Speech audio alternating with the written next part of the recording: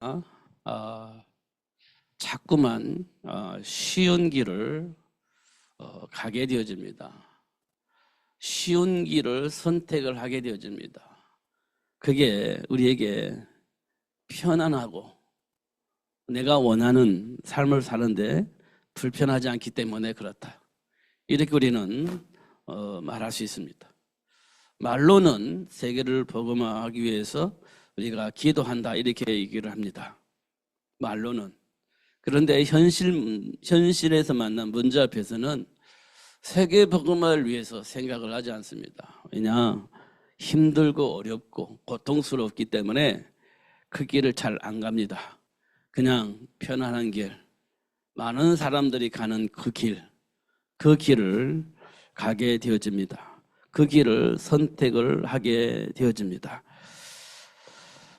왜냐하면 하나님이 나에게 주신 정체성이 무엇인지 잘 모르기 때문에 그래요. 제가 왜 이 말씀을 드리냐면 하나님이 우리에게 하신 일이 바로 그렇습니다. 창조하시고 준비된 복을 주셨는데 아담과 하와가 사실은 몰랐어요. 사실을 몰랐어요. 현실 속에서 몰랐습니다. 이론적으로는 말씀으로는 알았는데 현실의 문제 앞에서는 몰랐어요. 그 복을 내게 주신 이유를 몰랐어요. 현실 앞에서 몰랐습니다. 그래서 하나님과 같이 된다고 하는 그 말을 듣고 현혹을 당한 겁니다. 그래서 그 길을 가게 된 거죠.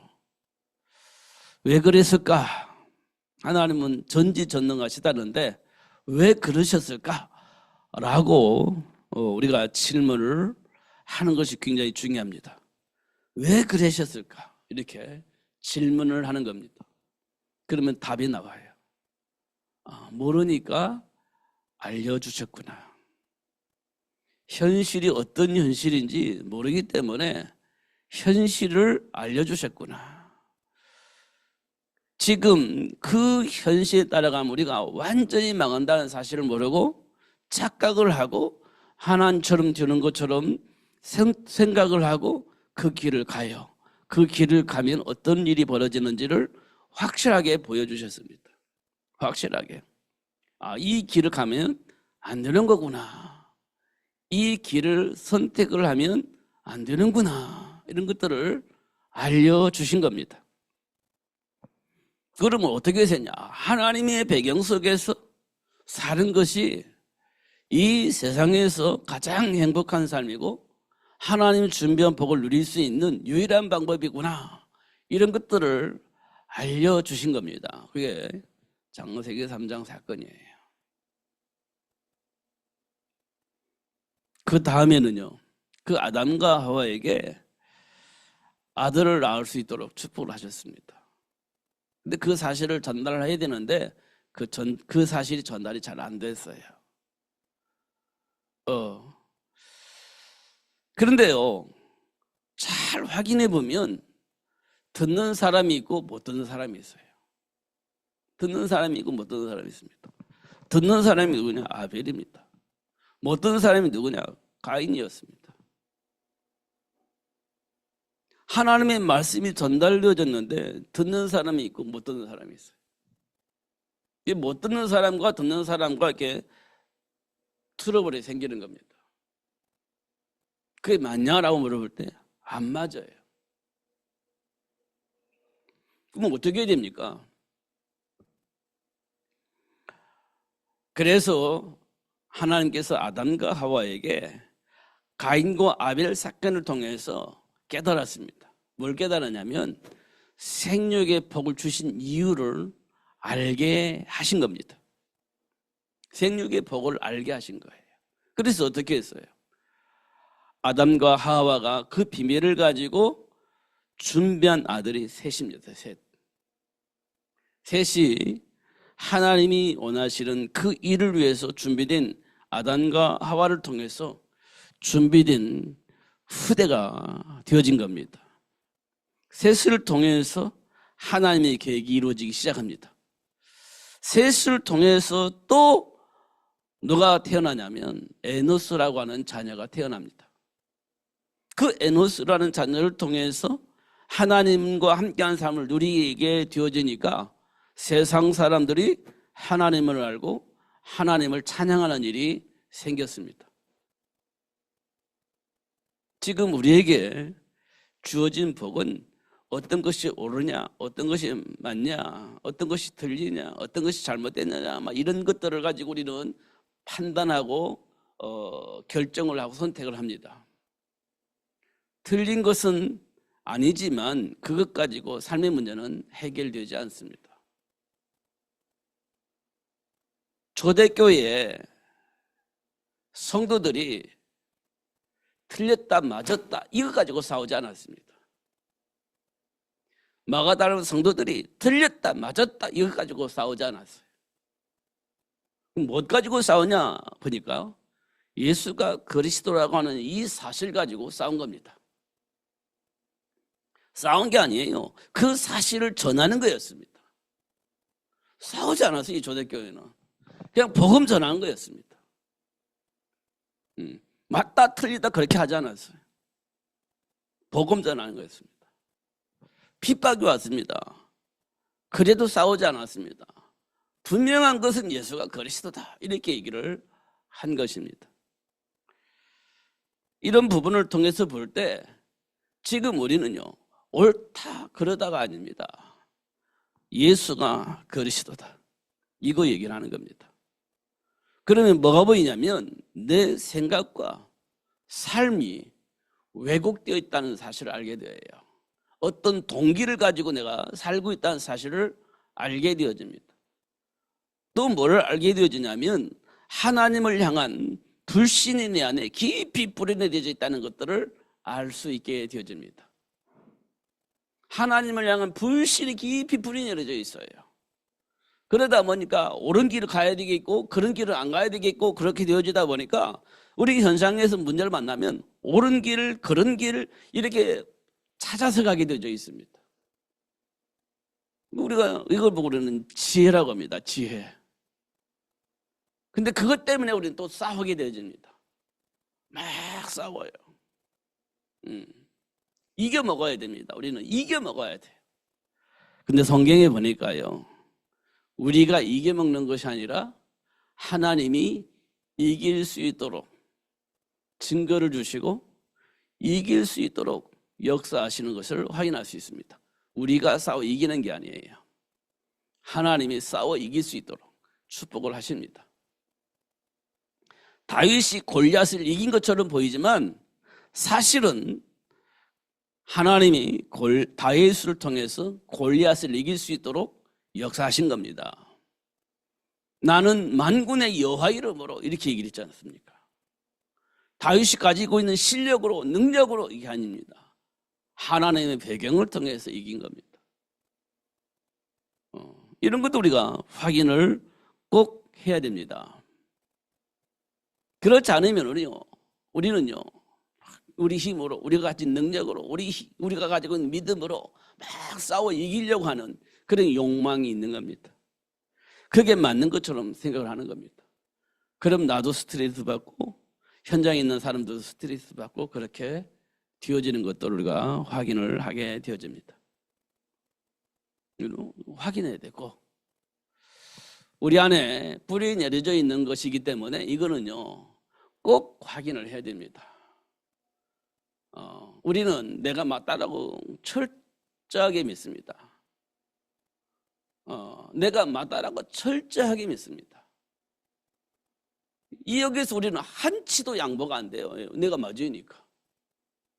이걸 보고 우리는 고집이라고 합니다. 고집.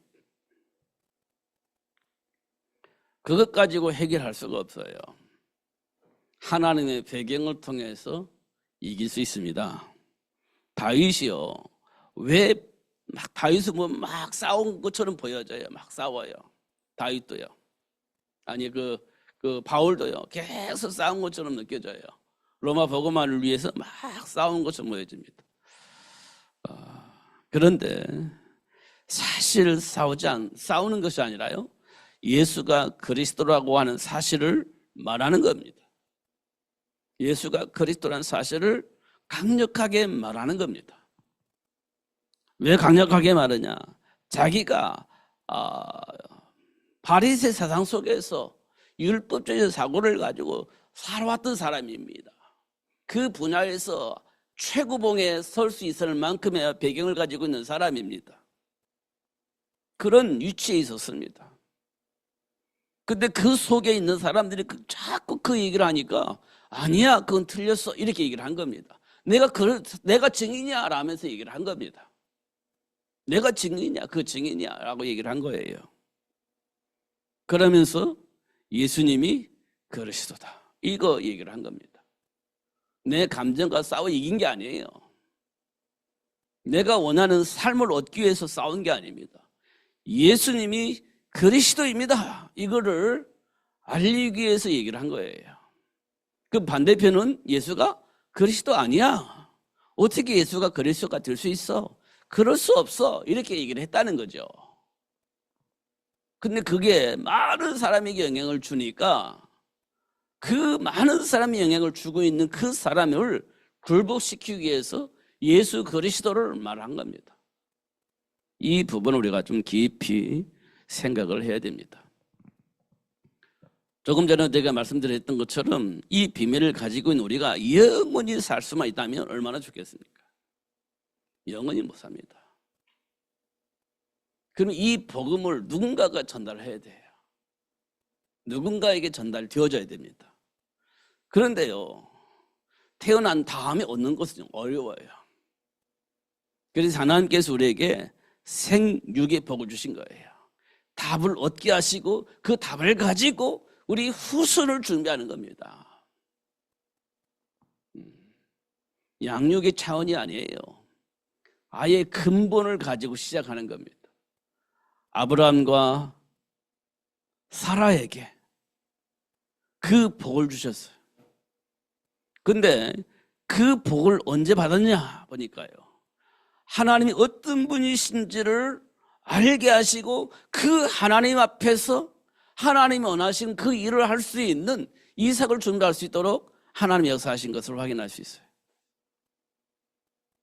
막연하게 이론적으로 예수 그리스도 알아가지고 해결되는 게 아니에요.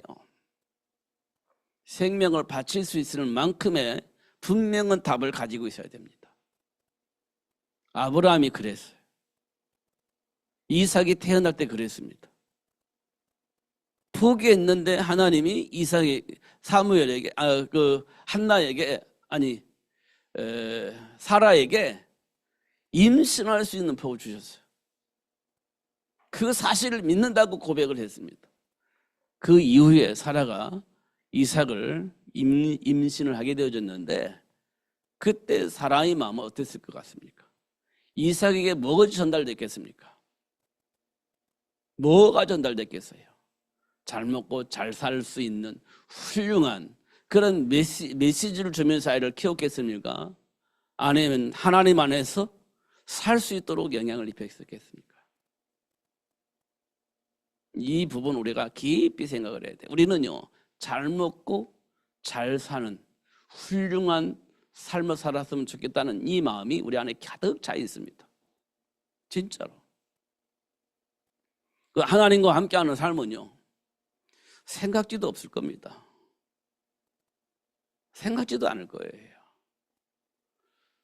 그런데 하나님은요, 뭘 원하자면 하나님을 알고 하나님 앞에 생명을 바칠 수 있을 만큼의 답을 가질 수 있도록 그렇게 역사를 하셨어요. 그 다음에 하나님 원하는 일을 할 수 있는 복을 누릴 수 있게 하셨죠. 그리고 나서 또 확실하게 얘기를 했어요. 어떻게 생육을 했는지 아브라함에게 이삭을 번제물로 드리라고 했어요.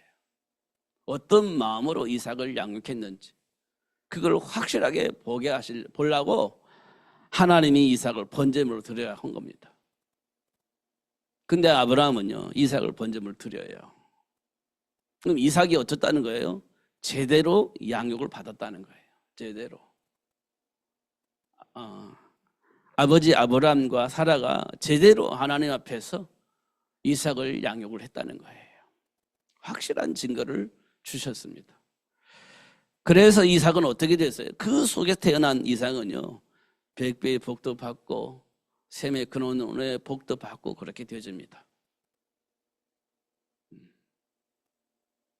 우리가 단순하게 그냥 생육 하자 이게 아니에요. 진짜 우리가 깊이 생각을 해야 할 부분이에요. 진짜 깊이 생각해야 됩니다. 현실 문제 앞에서 나는 어떻게 반응하는가? 현실 앞에서 나는 어떤 생각 속에서 어떤 기준을 가지고 반응하는가? 이거 우리가 진짜 봐야 돼요. 제가 그 내용을 가지고 2주째, 3주째 얘기를 했습니다. 불신자들은 어떻게 반응하는지, 신자들은 어떻게 반응하는지 그거 분명히 우리가 말씀을 통해서 들었습니다. 그런데 우리가 듣긴 들었는데 그게 내 안에 답이 되어지지 않으니까 현실 앞에서는요, 우리가 어떻게 해야 될지 모르는 겁니다. 속수무책이에요. 이미 우리 안에는 나도 모르게 내 안에 뿌리 내려져 있는 삶의 이유가 있습니다. 삶의 이유가 나도 모르게 뿌리 내려져 있습니다. 그것이 삶 속에서 문제 만나면 작동이 돼요.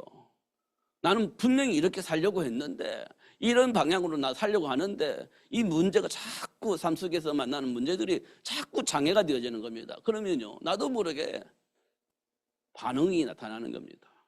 나도 모르게. 그 반응들이 도대체 어디서 왔느냐는 거예요. 뿌리가 뭐냐는 겁니다. 그거 우리 찾아야 돼요. 진짜 찾아야 됩니다.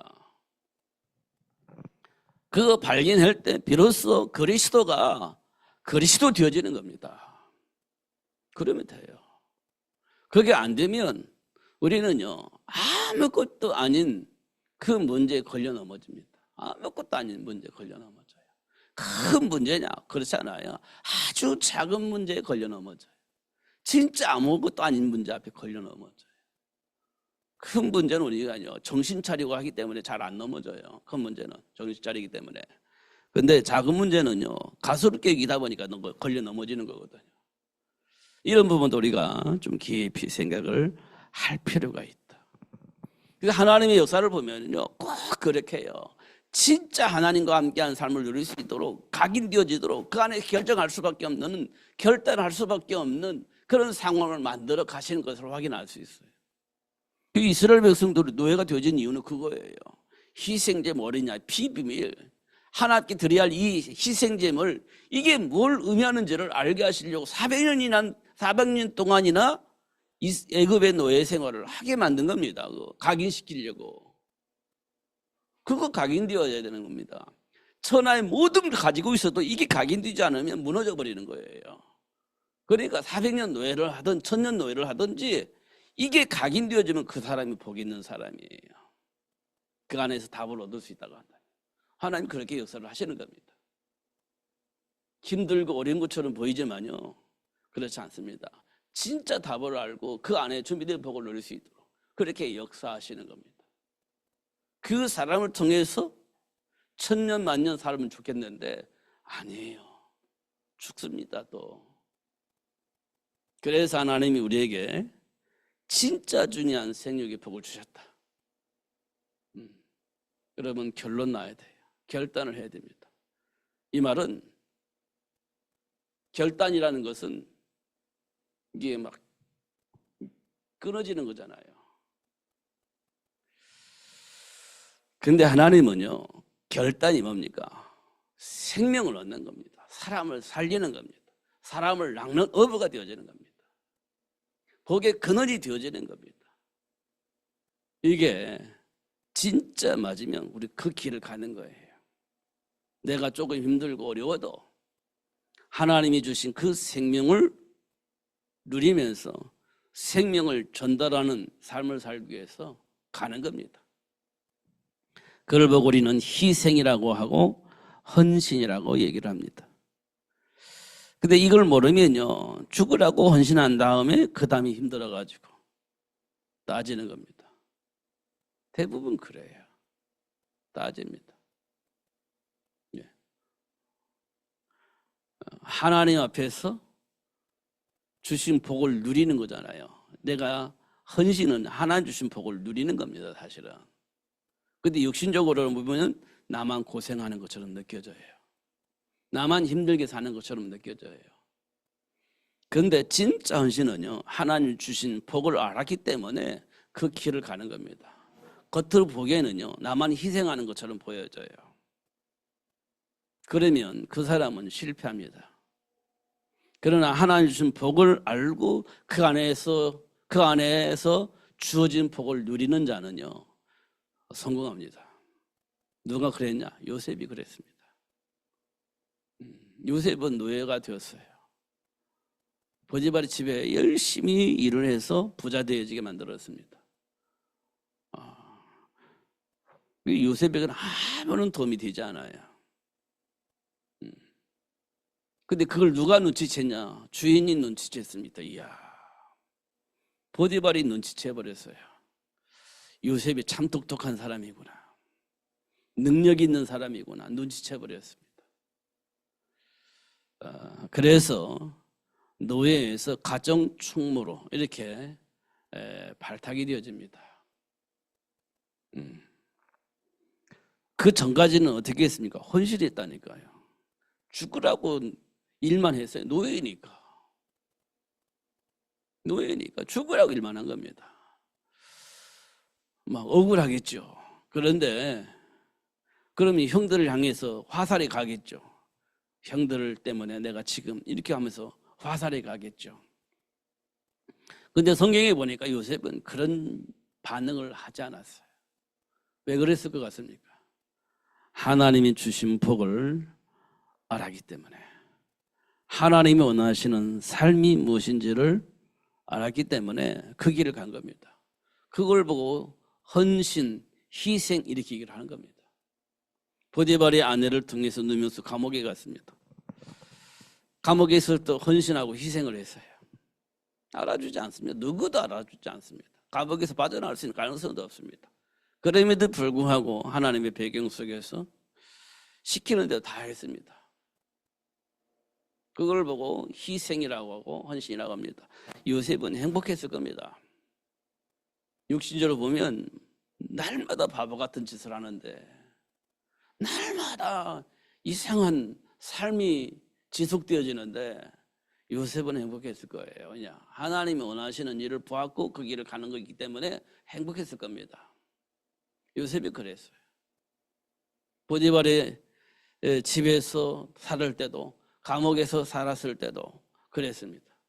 그런데 놀랍게도 하나님께서 애굽의 왕궁으로 들어갈 수 있도록 인도하셨어요.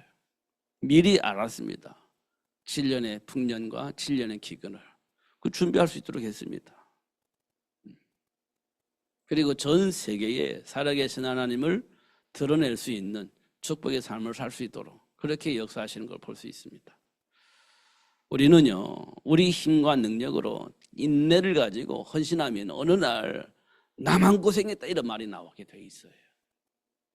나만 힘들게 살았다 이렇게 생각을 하게 되어 있습니다. 그러니까 하나님의 배경 속에서 살았다는 거예요. 내 인격으로 살았다는 얘기예요. 그리고 결국 어느 날 그것이 나오게 되어 있죠. 어느 날. 그럼 그 사람은요, 진짜 나중에 힘들게 살게 됩니다. 원망과 불평이 끊임없이 나오게 될 겁니다. 잘 확인해 보면 그럴 거예요. 이 땅에 대부분의 사람은 그래요. 고생 안 한 사람이 어디 있습니까? 근데 이제 옛날에 저희 어머니 살아계실 때도 고생한 거 얼마나 많이 얘기하는지 몰라요. 고생한 거 많이 얘기했습니다. 진짜 많이 얘기했어요. 그게 인격적으로 살았다는 거예요. 우리 엄마 예수 믿은 사람이었어요. 권사님이셨습니다. 그런데 계속 원망불평이 끊임없이 나왔습니다.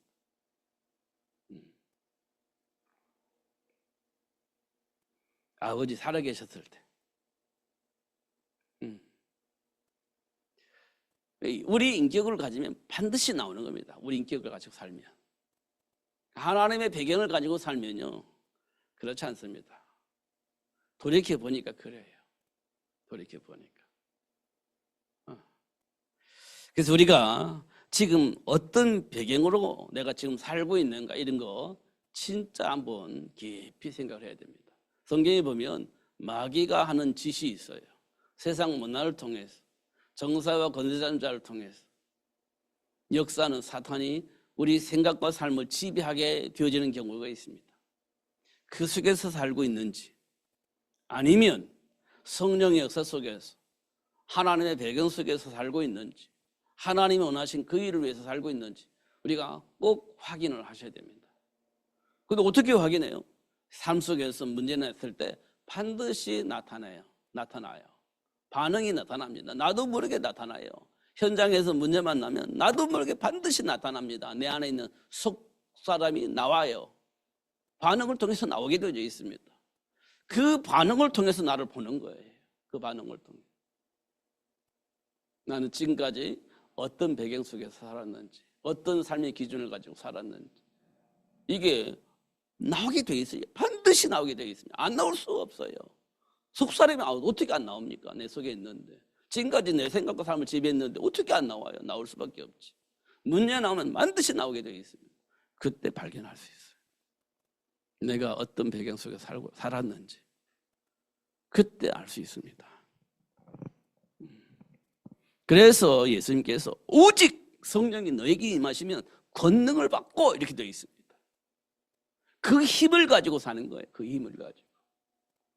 그럼 어떤 일이 벌어지냐? 사단이 무릎 꿇어요.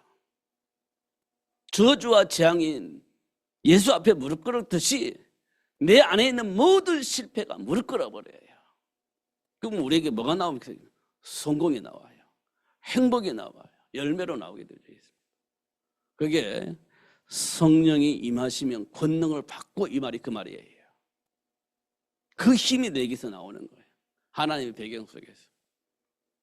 이 비밀을 아는 자가 세계 복음화를 위해서 준비할 수 있고, 그 부모들을 통해서 세계를 복음화할 수 있는 자녀를 준비할 수 있는 복이 오게 되어지는 겁니다.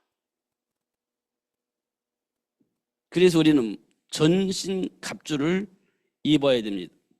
누구를요? 마귀의 간계를 능히 대적하기 위하여 이렇게 있습니다. 마귀의 간계를 능히 대적하기 위해서 전신 갑주가 필요하다. 입어라, 취하라, 이렇게 얘기를 하고 있는 겁니다. 내가 맞습니까? 맞을 수도 있고 틀릴 수도 있어요. 상대방이 틀렸습니까? 틀릴 수도 있고요, 맞을 수도 있습니다. 근데 우리는요, 나만 맞아요. 우리는 항상 나만 맞아요. 상대방은 항상 틀립니다.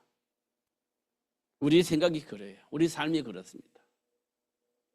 그러나 성경을 통해서 보면 내가 틀릴 수 있고 상대방이 맞을 수도 있어요. 내가 맞을 수 있고 상대방이 틀릴 수도 있어요. 그걸 어떻게 분별할 수 있냐? 하나님이 주신 그 말씀을 통해서 점검을 해보면 그런 사실들이 확인이 되어집니다. 이건 분명해요. 변질되지 않습니다. 왜곡되지도 않아요. 하나님의 말씀은 변질되지 않습니다. 왜곡되지도 않아요.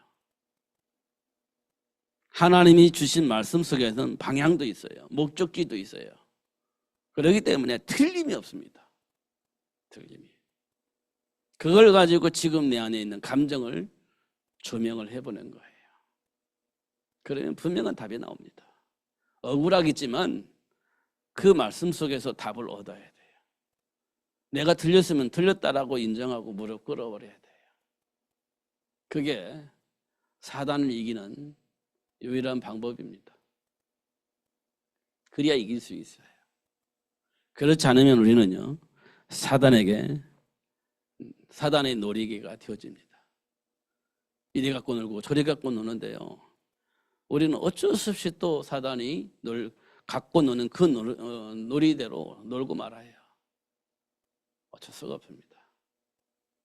그래서 우리가 십자가에 박혀 죽으시고 3일 만에 부활하신 그 예수님을 아는 것이 진짜 복이에요. 이거 외에 다른 것은요, 실제로는 필요 없어요. 실제적으로는. 근데 사람들은요, 자꾸 자기가 원하는 거 듣고 싶어 하거든요.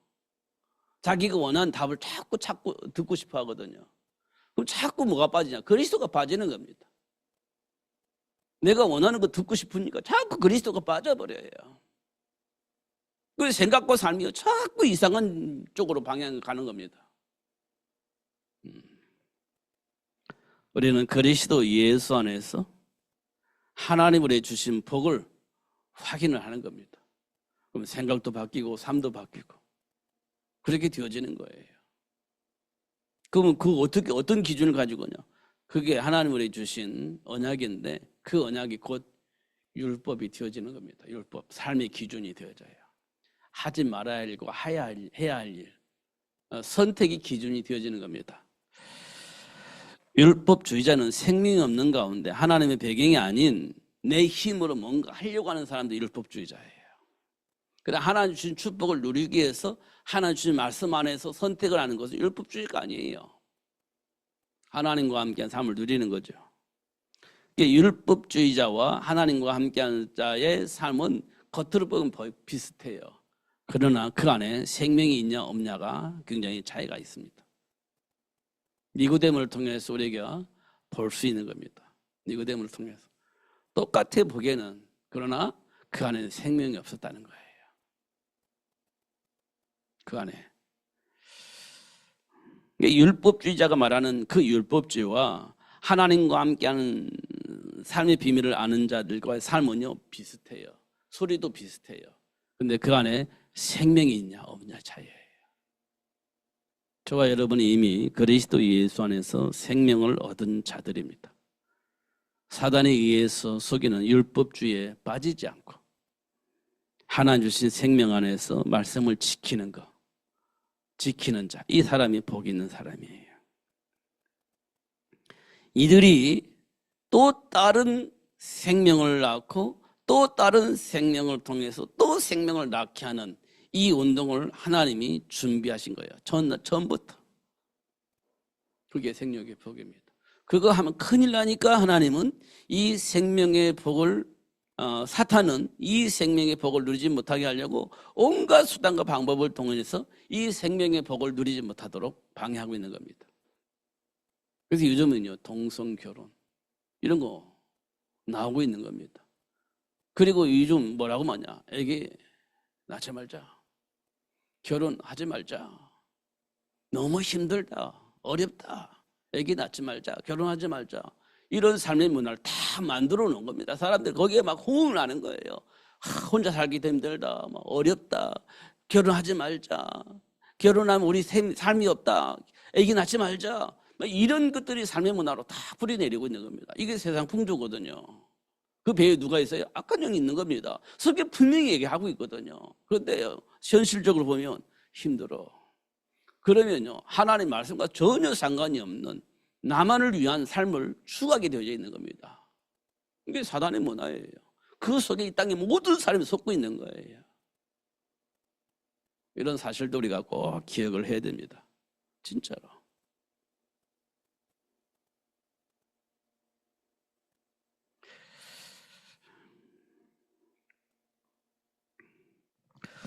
어떤 나라는요 인구가 줄어가지고 나라가 위태위태해진 겁니다.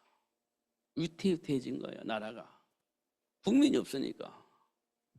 그러니까 어떻게 했냐, 이제 막 외국인들을 이렇게 흡수를 한 겁니다. 외국인들 누구나 와도 막 시민권을 주고 막 살 수 있도록, 그리고 막 아기를 낳으면 막 나라에서 모든 걸 책임져 주고 돈도 주고 이렇게 했습니다. 어떤 나라가. 그런데 이 틈을 타고 누가 들어왔냐? 누가 들어왔겠습니까? 마누라를 2명씩 3명씩 거느릴 수 있는 그런 조건을 가지고 있는 그런 단체들이 막 들어간 겁니다. 그리고 애기를 막 나는 거예요. 그 숫자가 많아지겠죠. 그리고 그 나라의 시민권을 가지고 있기 때문에 시민이기도 합니다. 그러면 소리를 다 낼 수 있어요. 행정적으로는. 그런데 내면적으로는 그렇지 않습니다. 그렇지 않아요.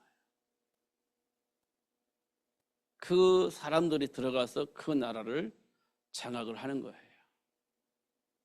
그런 전략을 썼다 이렇게 얘기를 했습니다. 그런 전략을. 즉 우리나라도요. 내게 안 나니까 막 외국인이 흡수하지 않습니까? 흡수하잖아요. 근데 그들이 와가지고 막 이 길을 막 나는 겁니다. 숫자가 많아집니다. 그러면 우리나라는요 넘어가 버립니다. 그들에게. 그게 넘어가는 거예요. 그런 전략을 쓰고 있는 겁니다. 이게 누구 전략이라고요? 사단의 전략. 사단의 전략입니다. 우리는요 정신 차리고 하기를 해야 되는데 정신 차리고 나니까 얘기를 할 필요가 없어. 근데요 그 사람들은요 정신 차리고 얘기를 막 낳는 겁니다. 숫자를 많이 만들어내는 겁니다. 그래서요 딱 나라를 내 나라로 만들어 버리는 겁니다. 제가 이번에 탄자니아 가니까 그런 말들이 많이 있더라고요. 그렇구나. 기독교를 완전히 말살시키는 방법으로 지금 역사하고 있다. 이렇게 얘기를 했습니다. 근데 우리는요, 지금도 뭐가 뭔지 모르고 지금 정신 못 차리고 살고 있습니다. 지금 전혀 정신 못 차리고 살고 있어요. 진짜 단감이 있습니다. 물론 하나님께서 원한 자를 불러서 당신이 원한 일을 하실 겁니다만, 그러나 지금 우리에게 하나님 원하시는 것은 하나님의 말씀 안에서 세상을, 현장의 흐름을 보라는 거예요. 지금 내 안에 뿌리 내려져 있는 삶의 문화를 보라는 겁니다. 준비하라는 거죠. 전신갑주를 입으라 그랬습니다. 왜요? 마귀 관계를 능히 대적하기 위해서 이렇게 말씀을 하고 있어요. 다시 한번 하나님 앞에서 깊이 묵상하면서 하나님 준비한 복을 누리면서 승리하시는 여러분 되시기를 예수님의 이름으로 축복합니다. 기도하겠습니다. 살아계신 하나님 아버지 감사합니다. 오늘도 그리스도 예수 안에서 다시 한번 우리를 부르신 이유, 우리가 이 땅에 살면서 해야 할 이유, 무엇을 하면서 살 것인지에 대한 분명한 답을 얻은 시간 될 수 있도록 축복하여 주옵소서. 그리고 아브라함처럼 베드로처럼 하나님 준비한 복을 발견하고 누릴 수 있었던 것처럼 우리도 발견하고 누릴 수 있도록 축복하여 주옵소서. 어떤 상황에서든지 흔들림이 없이 준비된 복을 누릴 수 있도록 축복해 주옵소서. 예수님 이름으로 기도하옵나이다. 아멘.